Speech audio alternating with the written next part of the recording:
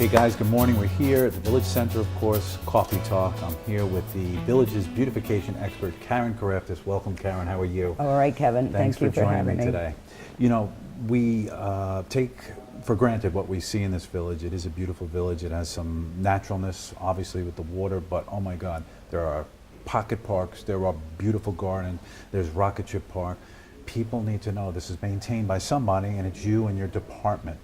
And you and I were talking offline about what keeps a village beautiful, particularly this village, and what you describe as beautification. Just talk to us a little bit about what it takes to keep a village like this beautiful. Well, beautification is not just about flowers and plantings. It's about litter, it's about garbage, it's about dumpster appeal, it's about curb lines. I always say curb appeal next to a garden. If the curb looks terrible because there's a million cigarette butts, pick it up. We try and maintain all of that. All pocket gardens that are in the village need to be maintained. People, it's easy to put in plants and flowers and have it look good for a short length of time, but over the years you have to maintain and you have to stay on it for things to look good. I mean, there's trees that have to constantly get pruned. There's vines that need to be taken out before they kill off vegetation. I mean, there's just so many things, but everybody thinks flowers, but it's not. It's garbage, it's litter. We're a tourist village. We need to keep on top of it. We do keep on top of it. We do it 7 days a week. We come in on the weekends and do garbage. We do litter. So it's all exterior of buildings in the village should all look beautiful. There's just... One of the things we were talking about too before is you're extra challenged by the fact that we're bordered by water, obviously salt water, and you have some challenging areas. They could be small strips of land that not necessarily could have grass, and then you in your expert way, you bring a horticultural aspect to this. I don't think people understand that you know what thrives where. That's big. Well, also you have to contact the DEC. You have to see what's allowable because there's certain plantings that cannot be put near waterways. So, and we are pretty much, you know, we are one-sided on the water in a lot of areas. And to try and combine plantings that are DEC approved, we do. But we have, you know, there's a lot of research, a lot of negotiation to see what we can do.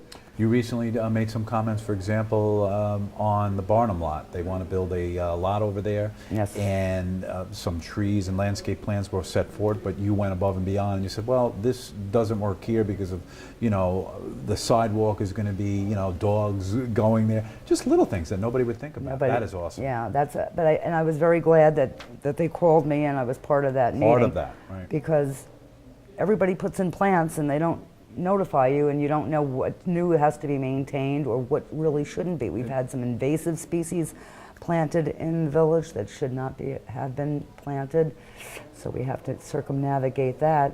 So it's all nice if we all pull together, and if we have plants that need to be planted, please, you know, let's all talk about it, because we should all have the same page. We want the village to look beautiful for our residents and our visitors and our business district.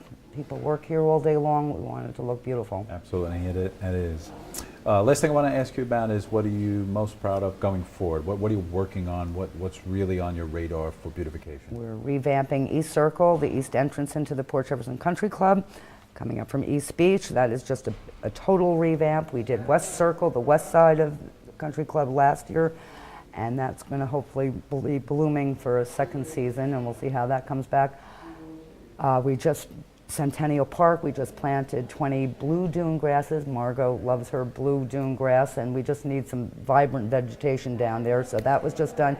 The cul-de-sac by Waterview Drive down the back end of Mount Sinai Avenue, we just planted 45 blue stem grasses, which are beautiful, short, beautiful, colorful grasses that won't disturb any visual, but we just have so many pocket areas in this village that can be enhanced by planting and or maintaining litter, garbage. And you mentioned the mayor before. It was really part of her initiative to have the beautification. What village hires a gardener? Right. And Margot hired me because she believes in flower power, and I had signs on my truck that said flower power, and she's always said yes. She just always cares so much of how this village looks.